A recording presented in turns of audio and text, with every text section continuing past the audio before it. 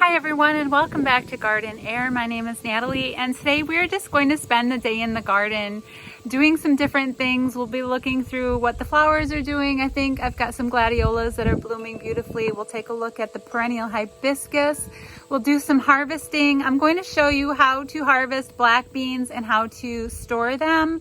They're incredibly easy to do. I'm planning on doing a whole bunch more next year now that I know how to do it.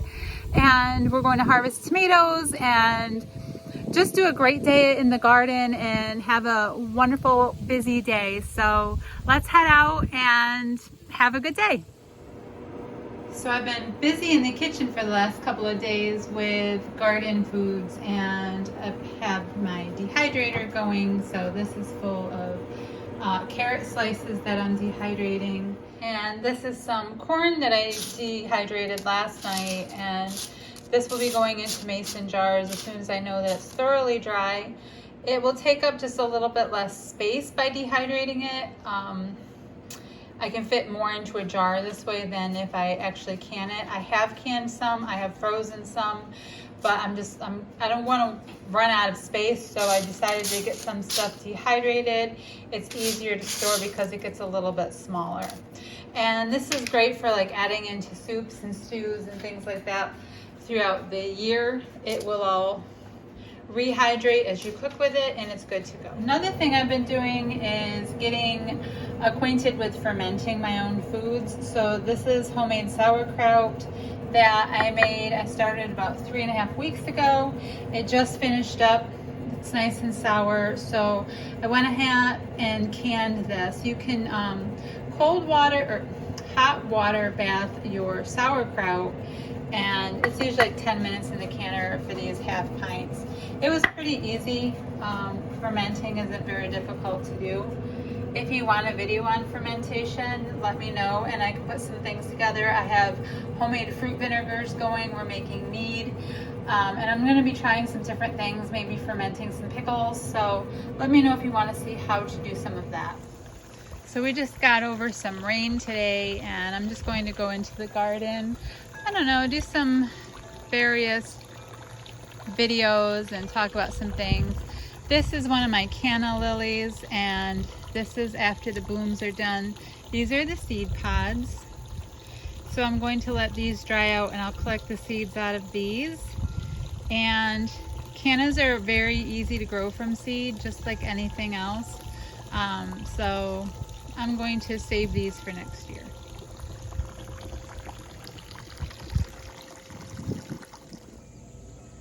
Over in one of the flower beds, just noticing what's going on out here. The sun's finally out after that rain. Got some beautiful gladiolas that have been blooming. Some of them are finishing up. The rain knocked a couple of them down. My lamb's ears that I just put in this year. And I have this beautiful hardy hibiscus over here that's in bloom, and she's just beautiful. The one out front is in full bloom, so we'll go out and take a look at that one in just a minute. Such a beautiful bloom on that. So let's go out and take a look at the other one. Here's the other one. She's very beautiful. She was just covered in blooms like a week ago, and the first flush has finished. So you'll see like this first flush ends up with seed pods all over it, and then up the stem it'll make a new like a little umbrella shape, and then this new one is full of the next flush of blooms that will come along.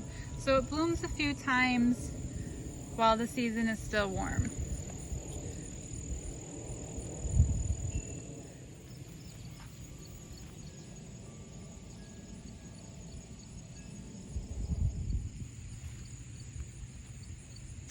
One of my big dahlias, absolutely beautiful. She's a little bit burned out from the rain. This couple of these blooms are just finishing up. Some coreopsis down below, next to a foxglove that will bloom next year because that is a biennial.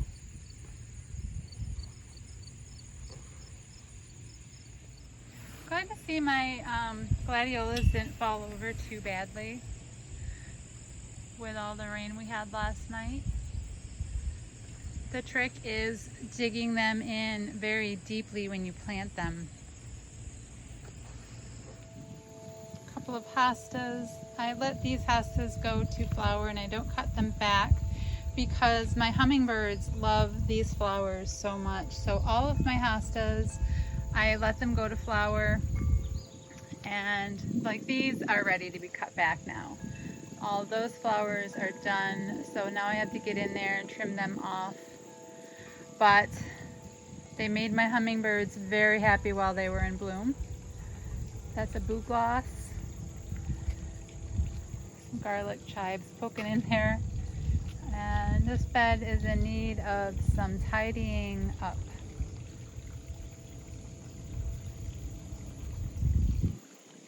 The lungwort back in there. The lungwort blooms early in the spring and is just beautiful. It gets covered with teeny tiny flowers, and then I've noticed that it's spread by seed throughout the garden. There's another one down there, and it's really starting to move around these beds I see. So I'm happy to see that because it's a beautiful little plant.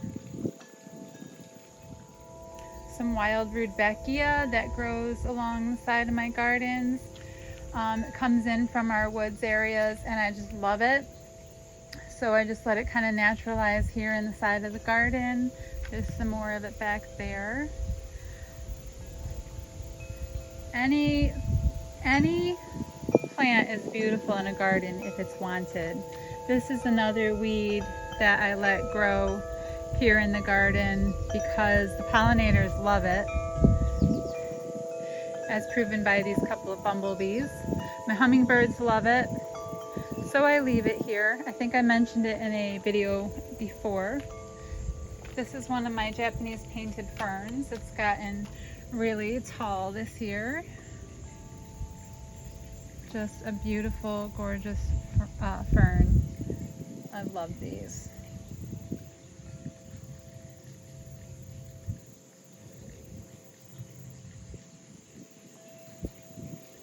And some more hostas that are now ready to be cut back. They're going to be dwindling back for the year pretty soon here. Autumn is on her way already. I can't believe it.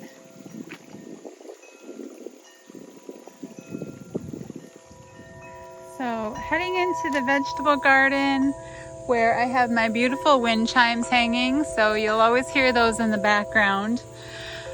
Along this fence, I have my butternut squashes. I let all my vines go upward on the fence so that I can save some space from these massive plants. I have one growing on the ground down there. I have a big, but I try to get them so that they're all up on the fence, and they'll just hang and support along the fence and grow that way. There's another one here. So awesome. I cannot wait to eat these. That's a black-eyed Susan vine growing up through there as well, so that's what those little flowers are. So vertical growing on my squashes has saved a lot of space because they just keep going all the way down this way. And there's another one there. We harvested our potatoes the other day and it was just such a busy chore that I didn't want to film it that day because it was incredibly busy and it was such a dirty project. And look at, here's a little potato here. Look how tiny. And my yield wasn't too impressive. I got quite a bit. I got enough for a couple of dinners out of purple potatoes and russets. But the problem was we had some bulls get in here and eat about half of my yield. So I only brought in half of what I should have, which was a little disappointing, but next year we're going to try some new ideas. I have a runner bean, a pole bean growing up this trellis here.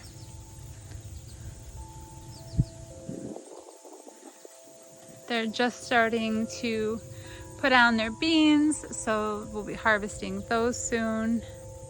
Very exciting.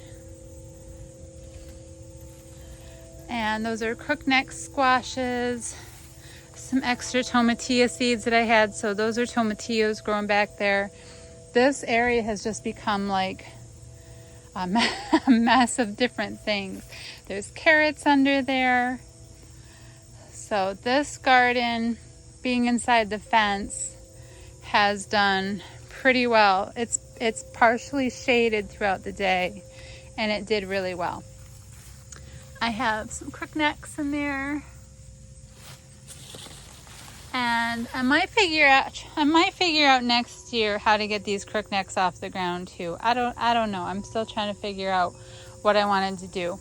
These were black bean plants that I was growing for the first time, and I didn't do too many because I wanted to see how they did, and they did absolutely beautifully. So I'll actually show you later in the video what the pods look like and how to harvest your black beans.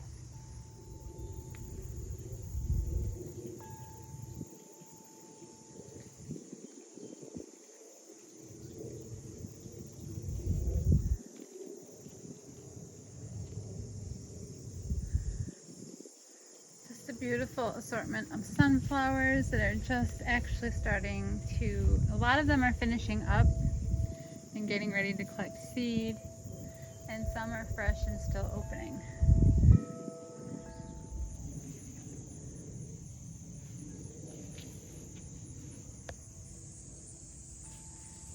So this is coming around the back of the greenhouse.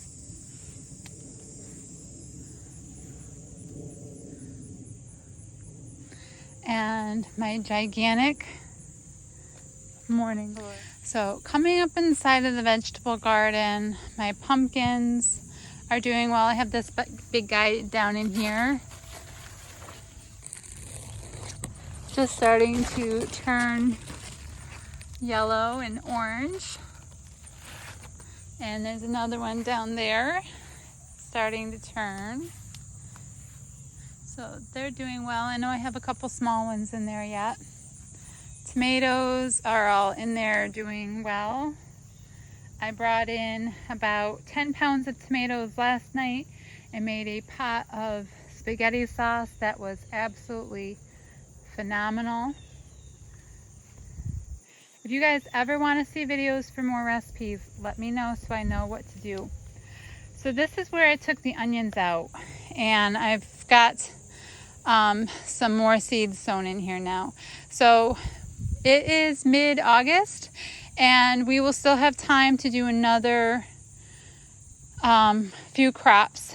When you plant this late in the summer, go with crops that are cold hardy. So you don't want to do like peppers and tomatoes this late in the year, but things like carrots, spinach, beets, snow peas, anything like that would do fine if it got cold, and you could cover if you expected a frost, would do fine planting this late in the season. I'm also planning on using the greenhouse for later plants as well, but for now I think I did snow peas there, spinach there, and I guess some carrots in there. Carrots, spinach, and snow peas. And then I did some beets over in the box over here. So I had another empty space in this box after harvesting carrots out of here. So I threw some early wonder beets in there for another late harvest of beets. So you could also do any of your brassicas, lettuces, kale, anything like that would do great planting this late in the year. Once you have a bare spot, keep planting and you'll do great. Eventually, once it gets really cold, we'll be putting in the garlic.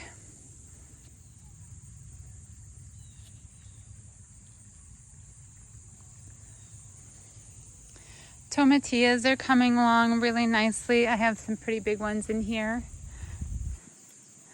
So I'm just, all of these coverings, like their little balloons, are still really fresh and tender. So I'm not ready to pick these just yet. I'm going to wait for them to get a little bit more papery. It's my first time growing these, so I'm excited.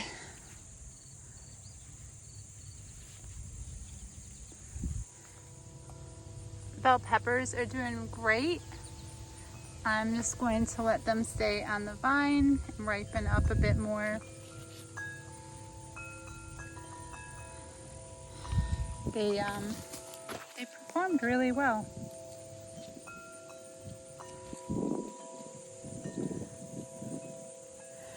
And the peppers, I gave them a long head start in the greenhouse before bringing them out here. Peppers like it warm. My broccoli is done. It's already been harvested.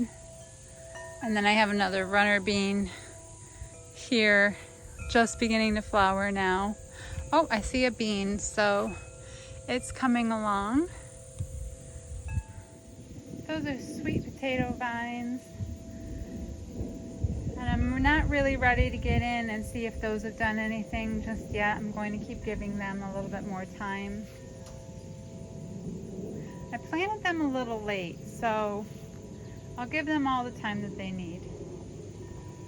A couple more rogue carrots that I'll be checking on soon. There's some beets, and those plants at the end are some freshly grown lima beans. So when you want to do a fall harvest, like a late fall harvest, and you're planting something now, just check the back of your seed packet for the days of harvest and count that back to your first expected frost date to see if you're going to have time to plant and wait until harvest. And that will be what you want to look at to know what to plant in your bare spots. I wouldn't do anything that's 90 days or anything like that now, this late in the year, but anything that's around 60 days should be safe to plant. Let's get in here and take a look at these black beans. So when you are noticing the pods growing on your black bean plants, they're going to start off green and then go kind of a whitish green, and eventually they'll turn brown. And that's what you want. You want the pods to kind of dry up on the stem, and then the beans inside will be ready for harvesting. They're still attached to the plant pretty well, so you'll have to give them a pretty good tug, but they're going to open down the center very easily, revealing those black beans inside, and they should be pretty hard already, as long as they dry up on the stem. If they don't dry, you'll have to bring them in and dry them on a paper towel. This is a bean that's still on the green side, so you're not going to be wanting to pick this one just yet. And see how this one's a bit white?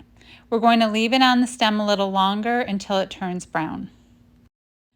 Going through, I'm going to find other ones in here that are brown and papery. This is what you're looking for.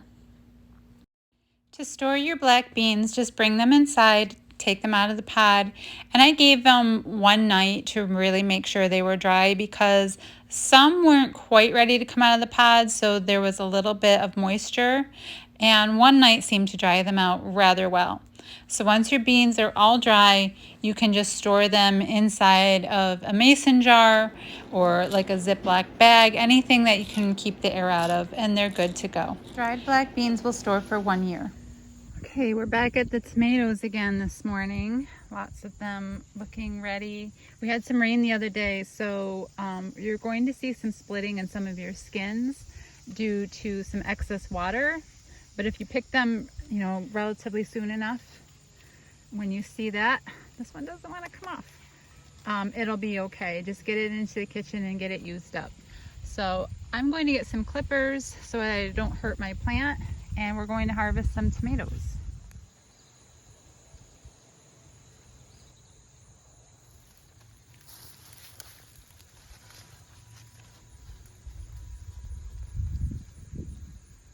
Oh, that one popped right off. There's my tomato harvest for the day. Next, we're going to go through the banana peppers. They're huge, so I'm going to go ahead and pick them. These are sweet banana peppers, and they look really good. I already did some cans of Greek pickled banana peppers, so we'll figure out what to do with these. Okay, we're back inside with everything. Got a bunch of peppers. There's some pickling cucumbers in there, and looks like I'll be doing some canning. So here I am ending my day on the couch watching Only Murders in the Building. It's been a long day. We've been dehydrating. I put up cans of tomato sauce. I fermented some peppers and got a lot done. So I just wanted to end this video quickly and say thank you so much for watching. I hope you all have an absolutely wonderful night. Thank you so much for just being here and following along with the videos, and I hope that you are here next time as well. So I will see you then. Take care. Bye.